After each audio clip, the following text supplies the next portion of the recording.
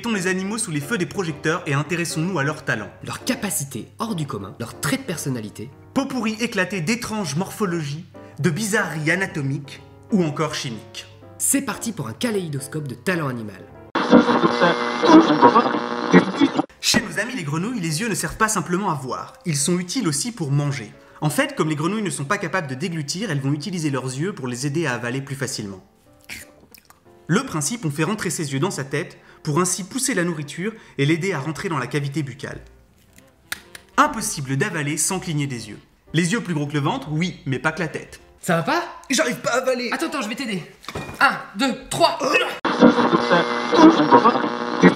Restons en compagnie des amphibiens avec Trichobatrachus robustus, aussi connu sous le petit nom de grenouille velue, du fait que les mâles de cette espèce possèdent, contrairement à moi, des poils sur le corps. Crois-moi. Je ne te crois pas. Le plus surprenant avec cette grenouille poilue, c'est qu'elle est capable de briser volontairement certains os de ses doigts avec un muscle, pour se fabriquer des griffes. Une grenouille en mode Wolverine.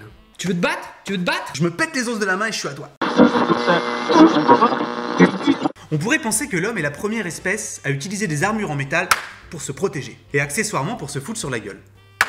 Mais il n'en est rien. Un escargot marin l'a devancé de sûrement plusieurs milliers d'années. Récemment, on a découvert à près de 2400 mètres de profondeur, près de cheminées hydrothermales, pas vraiment un village de vacances, milieu acide, température de 200 à 300 degrés Celsius, une espèce d'escargot baptisée Chrysomalon squamiferum, et qui s'est doté pour se protéger d'une coquille composée de 3 couches hyper résistantes, dont une d'entre elles est en fer.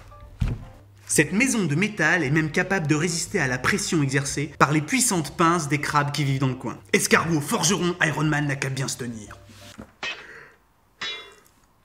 Les duels d'escargots en armure, ça va un moment, mais ça dure des plombes. Ouais. L'Ophiomycimosie, aussi connu sous le nom de rat à crête, a une technique de défense des plus étranges. Celle-ci consiste tout d'abord à mastiquer longuement l'écorce d'un arbre pour en extraire le poison, puis d'appliquer une partie du poison contre lequel il est immunisé sur sa fourrure, avant de... comment dire? Eh bien se laisser volontairement mordre par un prédateur. Étant donné qu'il a la peau dure, disons, comme une écorce, il s'en tire à moindre mal, pendant que son agresseur, la bouche pâteuse et bien mal en point, s'enfuit sans faire le malin. Approche pas, je préfère de pas aujourd'hui. Dans l'art du camouflage, les insectes sont passés maîtres. Et ce n'est sûrement pas le papillon Macroxylus maya qui va nous contredire. Chez ces espèces, les ailes s'ornent de motifs qui représentent 2 mouches en train de manger une fiente d'oiseau. Et le moins que l'on puisse dire, c'est que le résultat est bluffant. Au point que même les prédateurs et même les vraies mouches sont dupés par cette scène pour le moins pas appétissante. D'autant que le papillon pousse le déguisement jusqu'à imiter l'odeur d'une véritable fiente. Tu pues la merde. Papa, j'aimerais avoir un tatouage comme des tests de Rorschach avec des mouches dessus. Quand tu voleras de tes propres ailes, fils. Je vais vous raconter une histoire. Au XVIIIe siècle, en Angleterre, si vous souhaitiez, par un dimanche ensoleillé, visiter la ménagerie royale située dans la tour de Londres, vous pouviez, au choix, payer 3 pennies ou alors apporter un petit chat ou un petit chien pour nourrir les lions. Dans ce cas-là, l'entrée est gratuite. Germaine, je vais faire un tour. Je peux vous emprunter votre chat pour le week-end? Mais bien sûr, Gaston! Aussi bizarre que cela puisse paraître, il est possible de déterminer la température ambiante en écoutant chanter les grilles.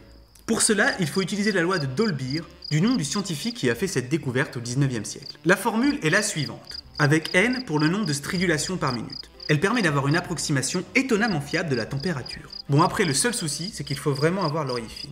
On reprend. 1, 2, 1, 2, 3, 4. Pensée du jour. L'éphémère ne vit qu'une journée. Mais c'est pour lui le plus beau jour de sa vie. Faites tourner les animaux, mettez les pouces bien haut.